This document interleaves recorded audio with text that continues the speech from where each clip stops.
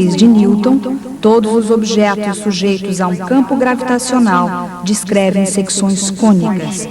A forma precisa de uma órbita depende da interação entre energia e excentricidade. Veremos agora porque as trajetórias do espaço são secções cônicas. Mas, antes disso, gostaria de falar algo muito curioso. As secções cônicas possuem não apenas propriedades matemáticas, mas também propriedades gramaticais. Para cada secção cônica, existe uma construção gramatical equivalente. Para elipse, elipse. Para parábola,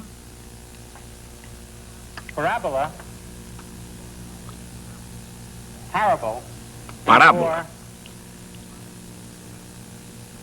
Para hipérbole,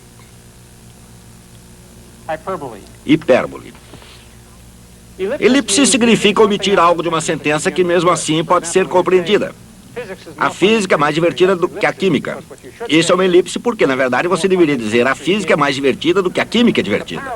Uma parábola é uma história destinada a ensinar alguma coisa, como a história da maçã de Newton. Hipérbole é um exagero extravagante, como, por exemplo, esse é o melhor curso de física do mundo. Essas palavras estão relacionadas às secções cônicas. Ninguém parece saber exatamente por quê. Trata-se de um grande mistério. Agora gostaria de penetrar num mistério ainda mais profundo. Quando eu já tinha idade suficiente para conhecer as secções cônicas, mas ainda não para conhecer Isaac Newton, levaram-me ao planetário. Ali aprendi que os corpos que se deslocam pelo espaço, planetas, meteoros e asteroides, mantêm trajetórias que podem ser elipses, parábolas ou hipérboles. Lembro-me que isso me deixou absolutamente estarrecido. Por que razão deveriam esses corpos escrever trajetórias que correspondem a curvas com essas propriedades matemáticas? Bem, esse fato é importante porque nos faz encarar de frente o mesmo mistério que tem fascinado todo mundo, de Galileu a Albert Einstein. A natureza obedece à matemática. Hoje, nossa função é trabalhar na matemática que a natureza obedeceu ao produzir o sistema solar. De um ponto de vista científico, a estratégia para se descobrir os segredos do universo ainda é, de maneira geral, desconhecida. Mas os cientistas sabem que a estratégia tem alguma coisa a ver com a lógica, com a tentativa e erro, com correr riscos e chegar aos limites. Visto sob um determinado prisma, não só a estratégia, mas o próprio universo pode ser um jogo cósmico. Um jogo do mais alto risco, praticado através da eternidade. Às vezes, as condições para esse jogo estiveram longe de serem ideais. Houve guerra, pobreza e doença. Houve também a ameaça de tortura. Mas por maiores que tenham sido os obstáculos, houve grandes jogadores. Cientistas como Kepler e Galileu, que para se certificarem das regras, tiveram que entrar no jogo. É um jogo de consequências sérias. Mas, como na Guerra nas Estrelas, como um jogo de cartas, ou um jogo de bilhar, não é mais que um jogo. Afinal, o conhecimento humano, como qualquer jogo, vai se aperfeiçoando com a prática.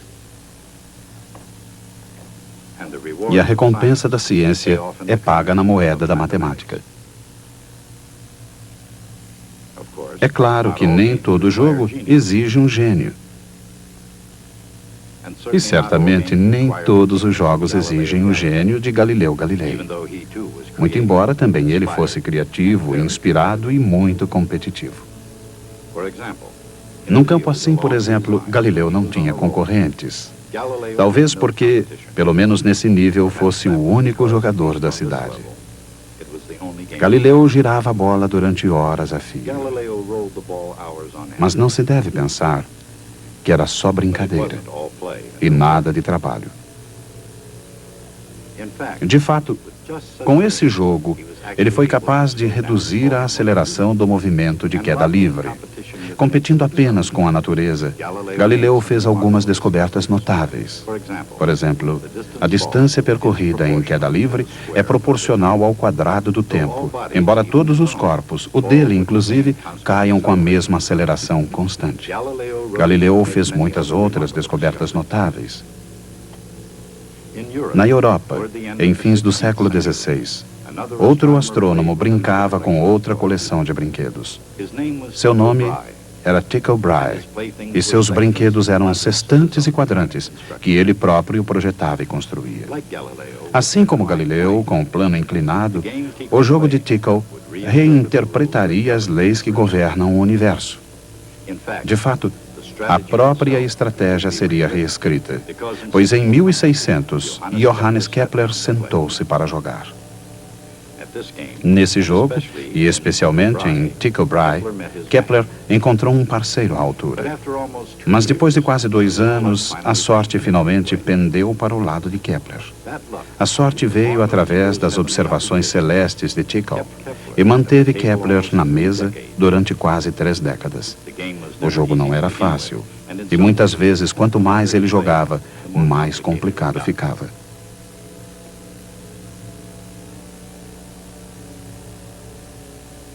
Mas Johannes Kepler acabou vencendo a partida final de matemática cósmica. A vitória ficou conhecida como as 3 leis de Kepler do movimento planetário. A lei das elipses,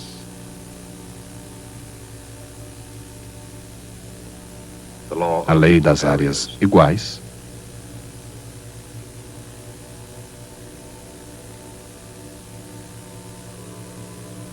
e a lei da harmonia, ou dos harmônicos. Isaac Newton levaria essas leis à perfeição. Para ele, Kepler era um gigante, e Newton tinha certeza de que essas 3 leis estavam corretas. Newton também considerava Galileu um gigante, e achava que a sua lei dos corpos em queda também estava correta. Mas na ciência, assim como na história, a hora certa é importante. Foi preciso a época e o gênio de Newton para explicar por que estavam corretas. Ele explicou as leis de Galileu e Kepler, deduzindo-as a partir de suas próprias leis, as leis da gravidade e do movimento. Em virtude dessas leis, a equação da órbita da Terra é a de uma secção cônica, e em particular, uma elipse.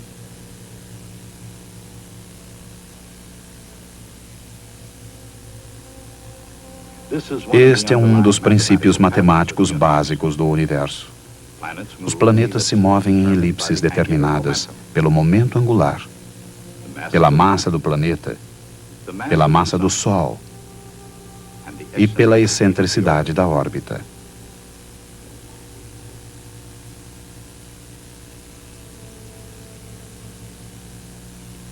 Mas a solução de Newton não diz que a órbita de todo corpo celeste deve ser elíptica. Ela pode ser uma parábola, uma hipérbole, ou até mesmo uma perfeita circunferência platônica. Seria esta a forma das coisas nos céus? Em caso afirmativo, o que determina a forma precisa da órbita de um corpo? Todas as secções cônicas aparecem no céu. O segredo da forma precisa é encontrado na energia do corpo. Imaginemos o que acontece a essa energia quando um planeta se movimenta em sua órbita. Quando o planeta se aproxima do Sol, sua energia potencial U é pequena.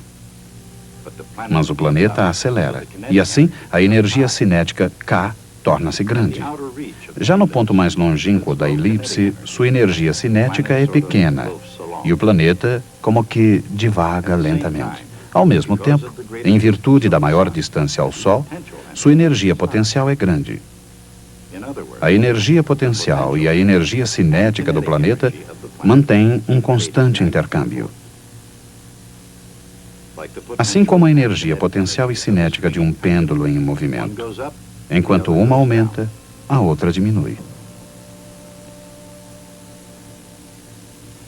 No entanto, como o planeta se movimenta num vácuo, sem sofrer atrito, a energia total não se altera. Essa energia total é o segredo da forma da órbita.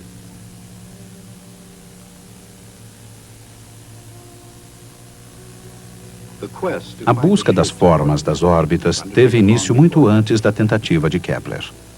Ptolomeu observou as estrelas com um pequeno quadrante. Durante séculos, a melhoria das observações astronômicas esteve ligada ao aperfeiçoamento desses quadrantes.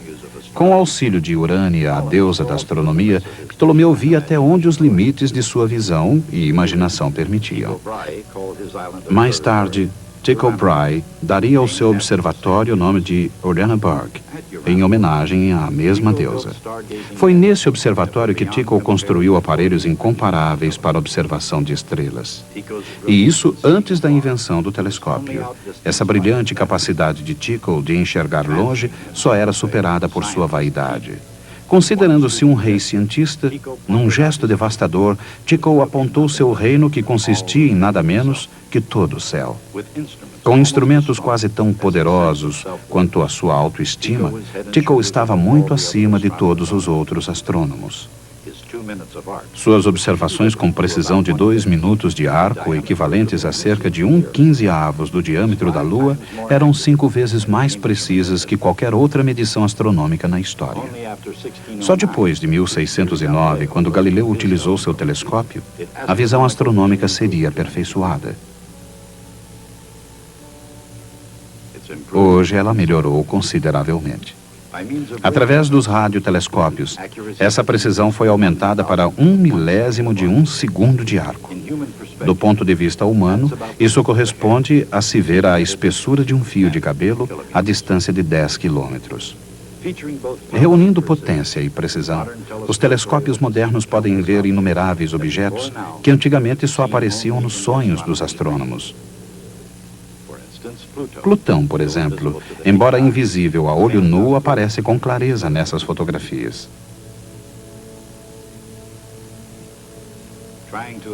Tentando explicar irregularidades nas órbitas de Urano e Netuno, um astrônomo chamado Percival Lowell previu a existência de Plutão mesmo antes que ele pudesse ser observado.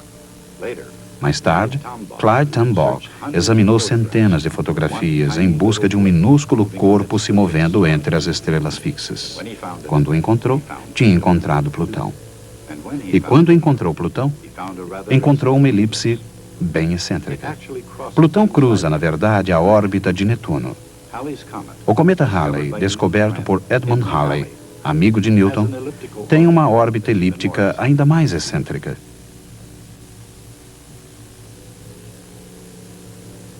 Essas órbitas oferecem um contraste marcante com as de Vênus e da Terra, que orbitam em redor do Sol em trajetórias quase circulares.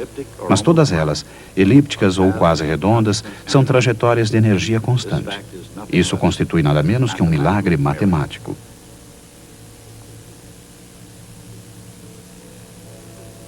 Observemos um planeta que se movimenta numa elipse, varrendo áreas iguais em tempos iguais. Ele possui energia cinética e energia potencial. Em qualquer ponto da órbita, a energia total é a soma da energia cinética e da energia potencial.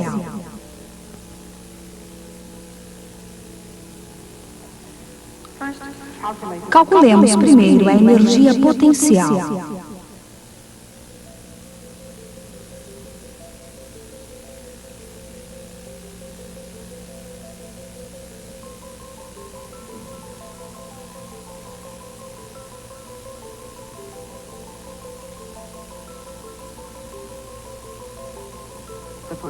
A energia potencial segue uma lei cossenoidal.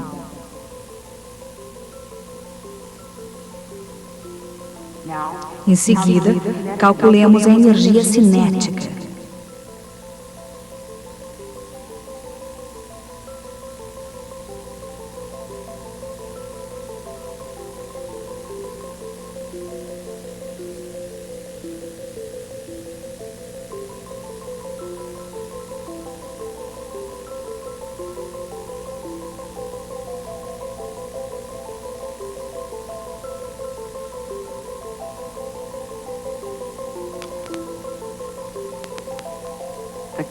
A energia cinética também segue uma lei cossenoidal.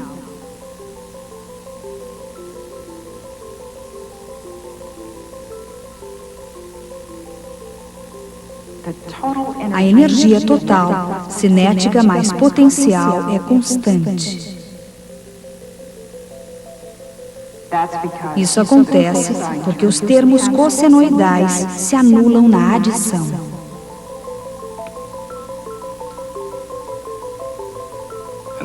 Essa é, portanto, a conexão entre energia e excentricidade.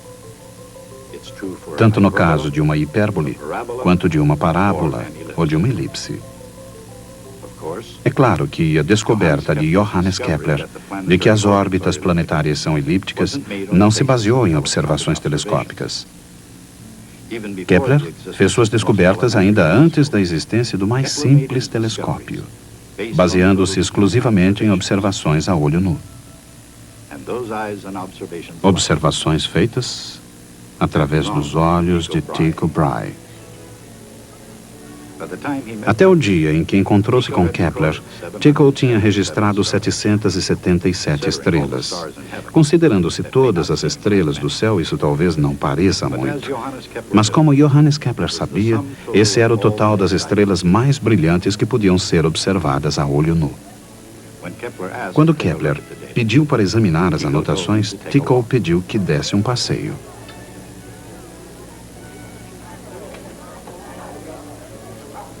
Tycho considerava o sisudo Kepler como uma espécie de brinquedo.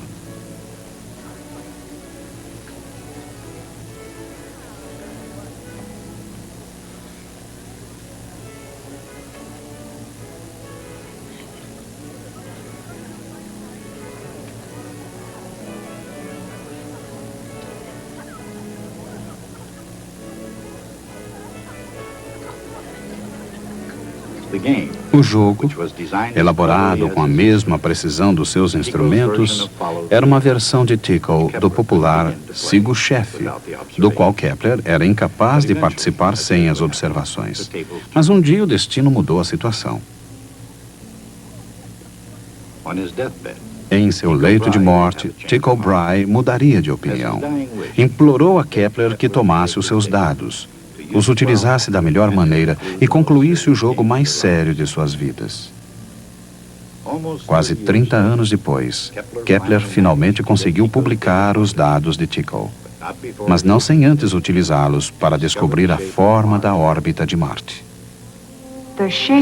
As formas das órbitas dependem de sua energia. Para um dado momento angular L, a energia E determina a excentricidade, e a excentricidade determina a órbita. A elipse. Quando a energia total é negativa e a excentricidade é inferior a 1, a órbita é uma elipse. A energia cinética positiva é muito pequena para superar a energia potencial negativa. Assim, preso a uma órbita fechada, o corpo não pode jamais escapar do sistema solar. A parábola. Quando a energia total é 0 e a excentricidade é exatamente 1, a órbita é uma parábola. Se um corpo iniciasse seu movimento com energia cinética 0 e caísse do infinito, ele contornaria o Sol e retornaria ao infinito. É pouco provável que a energia cinética positiva e a energia potencial negativa se contrabalancem dessa maneira, mas é possível.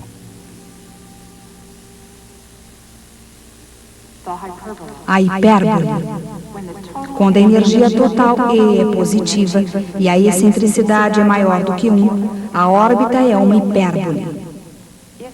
Se um objeto fosse disparado em direção ao Sol, de uma grande distância, sua energia cinética positiva superaria sua energia potencial negativa.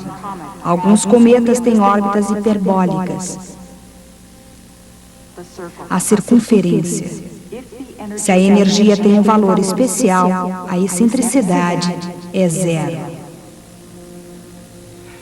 A órbita é uma circunferência. Essa é a menor energia em módulo que um planeta pode possuir para um dado momento angular. os anéis de Saturno. Apesar de toda a sua beleza, não passam de um monte de partículas. Detritos cósmicos que foram se acumulando durante bilhões de anos. Em consequência de todo esse atrito e choque, suas órbitas foram trombada após trombada, arranjando-se em suaves circunferências.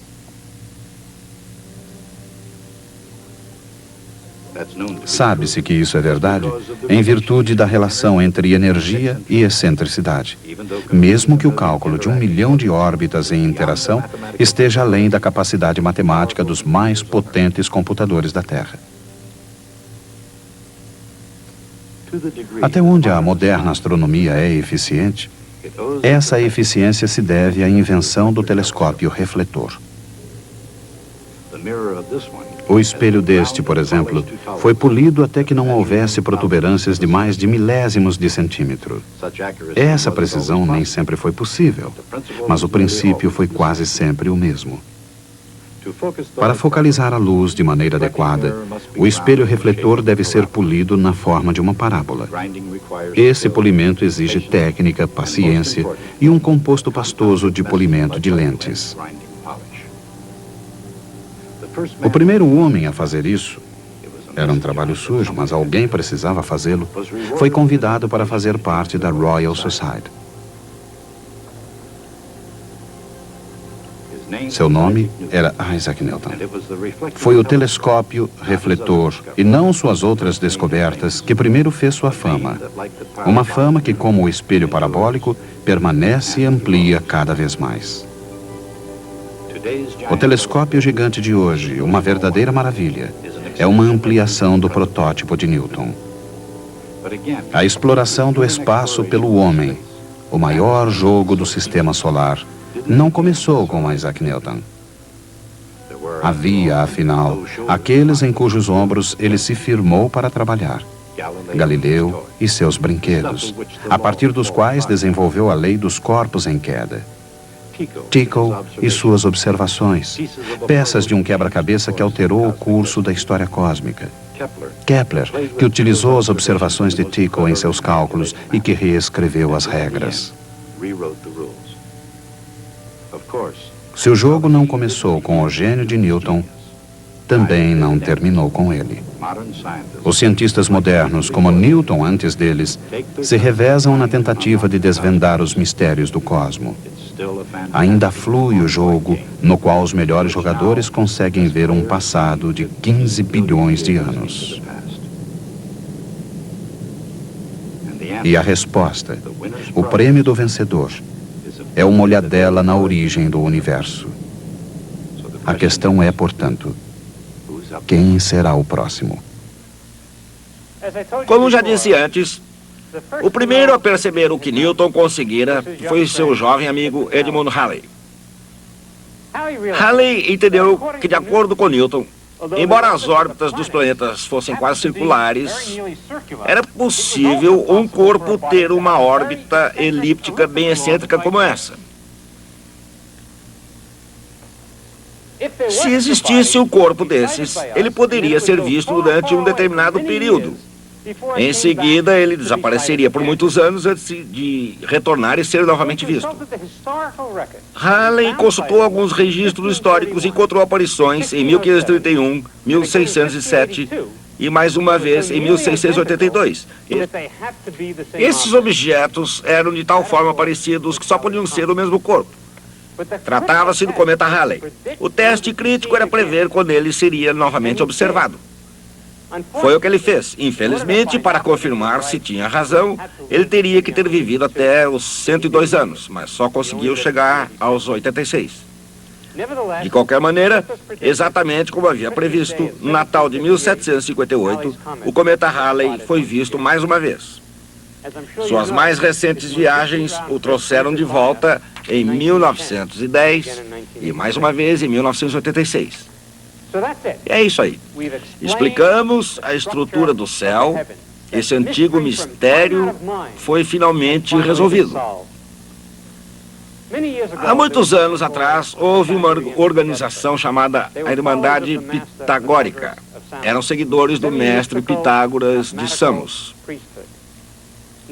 Era uma sociedade matemática semi-rústica. Os neófitos passavam por um longo e difícil aprendizado para purificar a mente e limpar a alma antes que lhes pudesse ser confiado o notável poder do conhecimento matemático. Hoje, depois de um longo e difícil aprendizado, vocês puderam ter um relance do templo do conhecimento humano.